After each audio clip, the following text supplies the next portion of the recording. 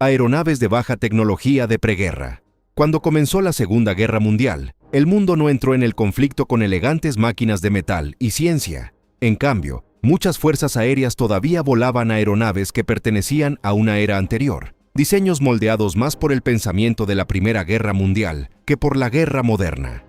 Estas eran las aeronaves de baja tecnología de preguerra, máquinas construidas con marcos de metal mixto, alas cubiertas de tela y cabinas abiertas que exponían a los pilotos directamente al viento, frío y fuego enemigo. La velocidad era modesta, la protección era mínima, y sin embargo, en los años iniciales de la guerra, estas aeronaves todavía lucharon y murieron en grandes números. Bienvenidos. En este canal exploramos la evolución tecnológica y las innovaciones que transformaron los conflictos más decisivos de la historia. Si te fascina descubrir cómo la tecnología aérea cambió el curso de la Segunda Guerra Mundial, te invitamos a suscribirte.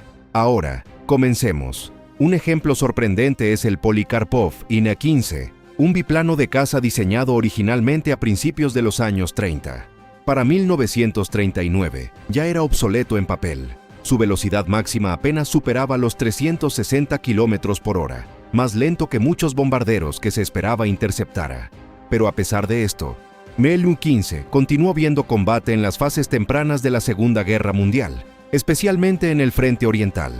La razón era simple: la cantidad importaba más que la perfección. Miles de estas aeronaves todavía estaban en servicio, y reemplazarlas de la noche a la mañana era imposible. Como resultado, los pilotos a menudo eran enviados al combate volando máquinas que ofrecían poco más que un arma, un motor y coraje. El mismo patrón apareció en Occidente. Gran Bretaña entró en la guerra todavía operando aeronaves como el Gloster Gladiator, un biplano de caza con velocidad máxima inferior a 415 km por hora. Contra cazas monoplano modernos, esta era una desventaja severa. Sin embargo, los Gladiators todavía lucharon, no porque fueran efectivos, sino porque hubo momentos en que nada más estaba disponible. Lo que hace a este nivel verdaderamente revelador no es cuán débiles eran estas aeronaves, ni sino que enseñaron sus pérdidas a los planificadores militares. Las batallas aéreas tempranas hicieron imposible ignorar una verdad: velocidad, protección y poder de fuego ya no eran opcionales. Las aeronaves que carecían de ellos no simplemente perdían, eran borradas. Para finales de 1940, los datos de combate mostraban que los biplanos sufrían tasas de pérdida catastróficas cuando enfrentaban monoplanos más rápidos. Esta lección brutal forzó a cada potencia importante a acelerar la modernización. En ese sentido, estas aeronaves de baja tecnología sirvieron un rol no intencionado. Se convirtieron en la prueba de que el futuro del combate aéreo ya había llegado y que el viejo mundo no podía sobrevivirlo. Cazas de pistón estándar. Si el nivel 1 representa el último aliento de la aviación antigua, entonces el nivel 2 es donde el combate aéreo de la Segunda Guerra Mundial verdaderamente toma forma. Esta es la era del caza de motor de pistón estándar. Rápido, ágil y construido para un propósito por encima de todos los demás: superioridad aérea. Estas aeronaves abandonaron alas cubiertas de tela y cabinas abiertas en favor de construcción completamente metálica, cabinas cerradas y motores significativamente más poderosos. Por primera vez, la velocidad misma se convirtió en un arma. Las velocidades máximas típicas ahora superaban los 550 km por hora, creando una brecha clara e implacable entre cazas modernos y cualquier cosa que viniera antes. Dos aeronaves llegaron a definir este nivel más que cualquier otra. De un lado estaba el Supermarine Spitfire, impulsado por el motor Rolls-Royce Merlin. Sus alas elípticas no fueron elegidas por belleza, sino por eficiencia, reduciendo resistencia y mejorando rendimiento de giro. Durante la Batalla de Inglaterra, este diseño permitió a pilotos de Spitfire enfrentar cazas alemanes en términos más iguales de lo que nadie había creído posible solo un año antes. Poniéndose estaba el Messerschmitt Bf-109, un caza construido alrededor de rendimiento puro. Con motores de inyección de combustible, el Bf-109 podía descender en picado sin corte de motor, una ventaja sutil que tenía consecuencias letales en combate. Los pilotos alemanes explotaban esto para desengancharse verticalmente, algo con lo que los motores con carburador luchaban por igualar. Lo que hace a las aeronaves del nivel 2 especialmente importantes es cómo estandarizaron el combate aéreo. Los radios se volvieron lo suficientemente confiables para tácticas coordinadas. El armamento aumentó de ametralladoras de calibre de rifle a cañones más pesados. Los pilotos ya no luchaban solos, luchaban como parte de un sistema. Los datos de combate de 1940 a 1942 revelaron una verdad aleccionadora. Ni la victoria en el aire ya no dependía principalmente del coraje del piloto. Dependía de tasa de ascenso, radio de giro, colocación de municiones y confiabilidad del motor. Una diferencia de incluso 20 km por hora podía determinar quién sobrevivía a un enfrentamiento. Quizás el detalle más revelador es este. A pesar de actualizaciones constantes, la mayoría de los cazas del nivel 2 alcanzaron sus límites rápidamente. Los ingenieros podían exprimir más velocidad o poder de fuego de ellos, pero solo al costo de alcance o confiabilidad. Para mediados de la guerra, las fuerzas aéreas se dieron cuenta de que las mejoras incrementales ya no eran suficientes. Los cazas del nivel 2 no ganaron la guerra por sí mismos, pero definieron sus reglas. Cada aeronave que siguió sería juzgada contra el estándar que establecieron, y muchas fallarían en superarlo sin abandonar completamente los motores de pistón. Pura aeronaves de misión especializada.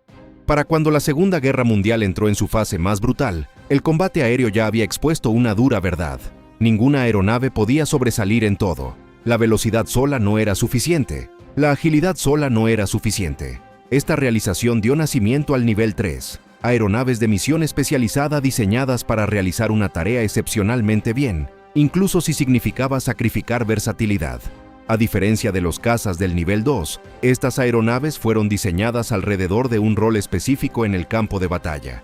Algunas fueron construidas para destruir blindaje, otras fueron diseñadas para atacar objetivos terrestres con precisión quirúrgica, y algunas fueron optimizadas para llevar bombas más profundo y más confiablemente de lo que los cazas jamás podrían. Quizás el ejemplo más infame es el Ju-87 Stuka. Técnicamente, no era rápido.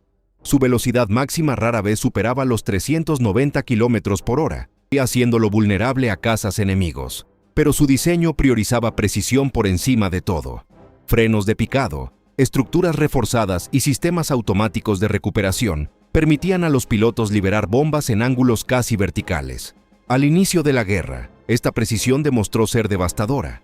Posiciones defensivas enteras colapsaban no por tonelaje de bombas, sino porque las bombas caían exactamente donde importaba. En el frente oriental, una filosofía muy diferente produjo el Il-2 Sturmovik. En lugar de evitar fuego enemigo, el Il-2 fue construido para soportarlo. Placas blindadas rodeaban la cabina, motor y tanques de combustible, añadiendo más de 700 kilogramos de protección. Esto hacía la aeronave lenta y pesada, pero extraordinariamente resistente. Los pilotos alemanes pronto aprendieron que dañar un Il-2 no garantizaba derribarlo. Los números cuentan una historia reveladora.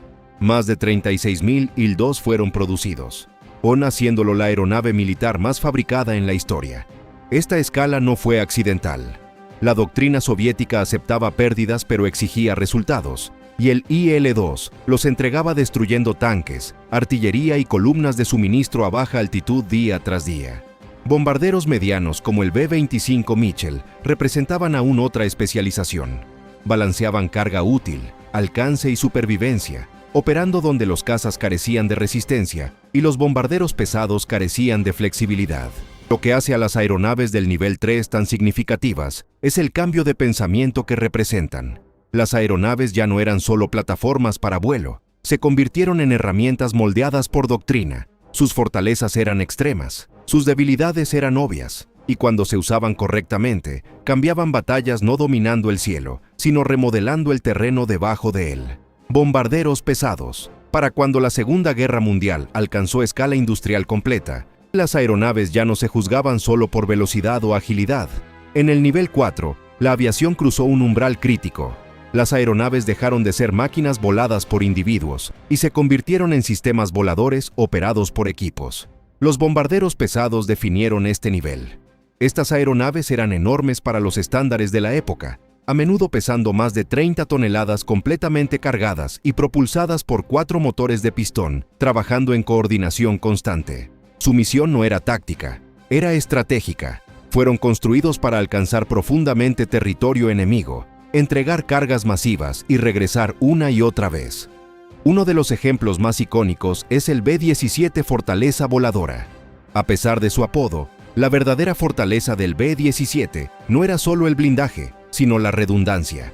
Múltiples motores, sistemas de control duplicados y tanques de combustible autosellantes permitían a aeronaves dañadas permanecer en el aire cuando la lógica sugería que deberían caer. Fotografías de combate frecuentemente muestran B-17 regresando con secciones enteras de ala o cola faltantes. Al otro lado del canal, Gran Bretaña desplegaba el Avro Lancaster, optimizado para una filosofía diferente. En lugar de poder de fuego defensivo, el Lancaster enfatizaba carga útil. Con una bodega de bombas capaz de transportar más de 6.000 kilogramos, se convirtió en la plataforma de entrega primaria para las bombas más grandes de Gran Bretaña, incluyendo la Grand Slam de 10 toneladas. Ningún otro bombardero operacional de la guerra podía igualar esta capacidad. Lo que verdaderamente separa a las aeronaves del nivel 4 es la complejidad.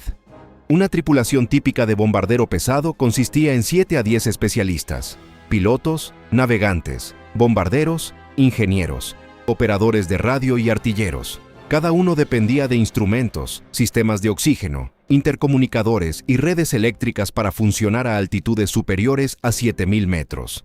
A esas alturas, la exposición sin oxígeno podía dejar a una tripulación inconsciente en minutos. Los números revelan el costo de esta ambición. Durante la guerra aérea sobre Europa, las tasas de pérdida de bombarderos a menudo superaban el 5% por misión. Estadísticamente, ni las posibilidades de una tripulación de completar un ciclo completo eran peligrosamente escasas. Sin embargo, la producción nunca disminuyó. Entre Estados Unidos y Gran Bretaña solos, decenas de miles de bombarderos pesados fueron construidos, consumiendo vastas porciones de la producción industrial nacional. Las aeronaves del nivel 4 cambiaron la guerra no mediante combate aéreo, sino mediante resistencia. Convirtieron fábricas, en patios ferroviarios y ciudades enteras en objetivos de primera línea. Por primera vez, la guerra se luchó continuamente muy detrás del campo de batalla, y las aeronaves eran la razón por la que podía hacerse. Aeronaves de pistón avanzadas. El nivel 5 representa el techo absoluto de lo que las aeronaves de motor de pistón podían lograr durante la Segunda Guerra Mundial. Para esta etapa, los ingenieros ya no descubrían nuevos principios. Estaban refinando cada detalle a su límite físico. Velocidad, alcance, poder de fuego y confiabilidad eran balanceados con precisión extraordinaria. Las aeronaves en este nivel no eran meramente cazas, eran soluciones a problemas que diseños anteriores no podían resolver. El ejemplo más famoso es el P-51 Mustang. Antes de su llegada, los bombarderos aliados sufrían pérdidas devastadoras profundamente sobre Alemania. Los cazas podían escoltarlos solo parte del camino, dejando formaciones de bombarderos expuestas durante la fase más peligrosa de cada misión. El Mustang cambió esta ecuación completamente, equipado con el motor Rolls-Royce Merlin y capacidad de combustible interno, que permitía alcances superiores a 2.500 kilómetros con tanques lanzables. El P-51 podía escoltar bombarderos desde Inglaterra a Berlín y de regreso. Esto no fue solo una mejora, fue un avance estratégico. Los interceptores alemanes ahora eran forzados a luchar continuamente, ni quemando combustible, perdiendo pilotos y sufriendo desgaste que no podían reemplazar. Igualmente notable, pero muy diferente en filosofía, era el de Havilland Mosquito. Construido en gran parte de madera, el Mosquito debería haber sido obsoleto en papel. En cambio, su estructura ligera y potentes motores gemelos lo hicieron una de las aeronaves más rápidas de la guerra. En muchos roles, simplemente sobrepasaba cazas enemigos en lugar de luchar contra ellos. Los números subrayan cuán avanzadas eran estas aeronaves. Las velocidades máximas se acercaban o superaban los 700 kilómetros por hora. Los techos de servicio superaban los 12.000 metros. Las tolerancias de fabricación se ajustaron a niveles inauditos en la producción de guerra temprana. Incluso pequeñas ineficiencias ya no podían ser toleradas. Lo que hace al nivel 5 verdaderamente significativo es cuán cerca llegaron estas aeronaves a los límites de la tecnología de pistón. Si los ingenieros podían extraer más poder solo aumentando el estrés del motor, reduciendo vida útil y elevando demandas de mantenimiento. Cada kilómetro adicional por hora venía a un costo medido en confiabilidad y consumo de combustible. Para 1944, era claro que no importaba cuán refinadas se volvieran las aeronaves de pistón, no podían entregar el siguiente salto en rendimiento. Las aeronaves del nivel 5 eran obras maestras, pero también advertencias. mostraban que la era propulsada por hélice había alcanzado su final natural. En ese sentido, estas aeronaves hicieron más que dominar los cielos. Definieron la frontera entre una era de aviación y la siguiente, una frontera que pronto sería cruzada. Aeronaves a reacción operacionales. El nivel 6 marca la ruptura tecnológica más dramática de toda la guerra. Este es el momento cuando las hélices, sin importar cuán refinadas, ya no eran suficientes. Las aeronaves a reacción no representaban una mejora. Representaban un futuro diferente, llegando años antes de lo previsto. El ejemplo más famoso es el ME-262, el primer caza a reacción operacional del mundo. Propulsado por motores turborreactores gemelos, el ME-262 alcanzaba velocidades sobre 850 km por hora, casi 150 km por hora, más rápido que los mejores cazas de pistón aliados. En combate, esta brecha de velocidad era abrumadora. Los pilotos aliados a menudo reportaban ver la aeronave solo después de que ya había disparado y desaparecido. El ME-262 no era solo rápido, estaba optimizado para un nuevo tipo de combate aéreo. Armado con cañones de 30 milímetros, fue diseñado para destruir bombarderos pesados en segundos. Una pasada de disparo corta podía paralizar o aniquilar un elemento de formación completo. En teoría, esto debería haber cambiado completamente la guerra aérea. Pero la teoría colisionó con la realidad. Los primeros motores a reacción eran frágiles, con vida operacional a veces medida en decenas de horas. La respuesta del acelerador era lenta, haciendo el despegue y aterrizaje extremadamente peligrosos. El consumo de combustible era inmenso y el sistema industrial de Alemania luchaba por soportar la aeronave adecuadamente. Como resultado, el ME-262 logró éxito táctico, pero nunca dominio estratégico. La respuesta de Gran Bretaña llegó en forma del Gloster Meteor. Ligeramente más lento que el ME-262, el Meteor fue introducido cautelosamente. En lugar de arriesgar batallas de superioridad aérea, la Fuerza Aérea Real lo usó principalmente para interceptar bombas volantes V-1. En este rol, su velocidad demostró ser invaluable y destruyó exitosamente docenas de misiles no tripulados. Lo que hace a las aeronaves del nivel 6 verdaderamente fascinantes es el contraste que revelan. En rendimiento puro, los reactores claramente pertenecen al futuro, pero el mundo alrededor de ellos no estaba listo. Aeródromos, equipos de mantenimiento, logística de combustible y entrenamiento de pilotos todavía estaban construidos para aeronaves de pistón. Para el final de la guerra, las aeronaves a reacción habían probado un hecho innegable. La siguiente era de aviación no sería evolutiva, sería revolucionaria. Sin embargo, la Segunda Guerra Mundial terminó antes de que esta revolución pudiera desarrollarse completamente. El nivel 6 permanece como un vistazo del mañana, apareciendo brevemente en la guerra de ayer. Poderoso, aterrador y fundamentalmente prematuro. Interceptores propulsados por cohete. El nivel 7 representa el experimento más extremo y peligroso en la aviación de la Segunda Guerra Mundial. Este es el punto donde los ingenieros dejaron de preguntar si una aeronave era práctica y comenzaron a preguntar si siquiera era sobrevivible. La única aeronave que verdaderamente definió este nivel fue el ME-163 Comet, el primer y único caza propulsado por cohete del mundo en entrar en combate operacional. A diferencia de aeronaves a reacción, el ME-163 no bebía combustible, lo consumía explosivamente. Su motor cohete producía empuje asombroso, permitiendo a la aeronave ascender verticalmente a tasas superiores a 4.000 metros por minuto. En menos de 3 minutos, podía alcanzar altitudes de bombardero que cazas de pistón necesitaban 20 minutos para lograr. En rendimiento puro, el ME-163 era aterrador. Su velocidad máxima se acercaba a 960 km por hora, más rápido que cualquier aeronave aliada de la época. Interceptar formaciones de bombarderos ya no era una persecución, era una colisión violenta repentina. Una sola pasada de disparo durando solo segundos era a menudo todo lo que el piloto tenía antes de que el impulso llevara la aeronave mucho más allá del objetivo.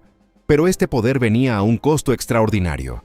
El ME-163 llevaba solo suficiente combustible para aproximadamente 7 minutos de vuelo propulsado. Después de eso, se convertía en un planeador, descendiendo silenciosamente de regreso hacia la base. Peor aún, su mezcla de combustible era químicamente inestable. Incluso fugas menores podían causar explosiones al aterrizar. Más pilotos murieron por accidentes que por fuego enemigo. Operacionalmente, el ME-163 logró derribos confirmados de bombarderos, probando que el concepto era viable en combate. Estratégicamente, sin embargo, era un callejón sin salida. La aeronave era imposible de desplegar en grandes números, requería infraestructura especializada e imponía demandas insostenibles sobre pilotos. Resolvía el problema de intercepción, pero creaba nuevos problemas que ningún sistema en tiempo de guerra podía manejar. Lo que hace al nivel 7 tan importante no es lo que logró, sino lo que reveló. El ME-163 demostró que la velocidad pura sola no podía ganar superioridad aérea. Control, resistencia, logística y supervivencia del piloto importaban tanto como el rendimiento. De muchas maneras, el nivel 7 no era el futuro de la aviación. Era la frontera, una línea que los ingenieros cruzaron para descubrir qué yacía más allá del riesgo aceptable. Y una vez cruzada, se volvió claro que la tecnología de propulsión había avanzado más rápido de lo que los sistemas humanos e industriales podían seguir. La Segunda Guerra Mundial terminó con aeronaves cohete todavía gritando adelante de su tiempo, poderosas, inestables e insostenibles. Cerraron el libro en una era de aviación, no con éxito, sino con una advertencia. Gracias por ver hasta el final. Hoy, si valoras historia profunda y precisa contada con contexto, suscríbete al canal, comparte este video y únete a nosotros mientras continuamos explorando cómo el pasado todavía moldea el mundo de hoy.